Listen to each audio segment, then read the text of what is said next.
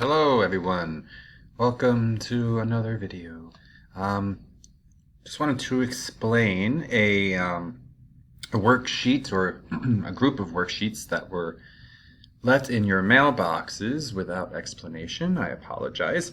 As you know, we're going to talk about a few workshop things this year and some instructional initiatives, and one of those are assessment, particularly exit tickets. So in your mailboxes, you should have received a couple of different examples that I pulled that I really liked and I thought I would share.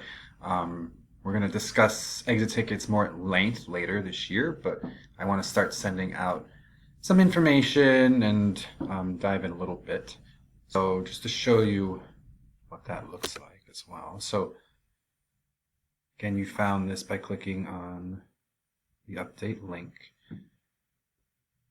So we'll dive into exactly what an exit ticket is in a couple of weeks, but how we can really get use out of them and use that in our assessments and use that even in our grade books. But what I want to just leave with you guys to play with, if you click on examples, it'll bring you to the document I shared, which gives different models of checks for understanding. Some of these are quick to fill out, and then some of these can go into some real deep feedback.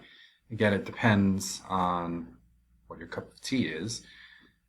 This one I tend to not really love, but the other ones I think are also very helpful. So when you're assessing kids, remember you want to know that you're ready to move on, right? How do we know when kids have learned? How do we know that you're able to move on to the next topic? Who's struggling? Who needs more enrichment? Who needs more intervention? What do our kids need? Sometimes we can make the assumption, but we're not entirely sure. This provides us an element of data that we can use as evidence and inform our instruction. So in our PDs, we'll talk about that more extensively, but again, I wanted to just show you that. And one more thing I'd like to show, I shared up there. So I wanted to go back, click on exit tickets in action. It'll bring you to a teaching channel. And I'll provide a login if you like, or you can use your own.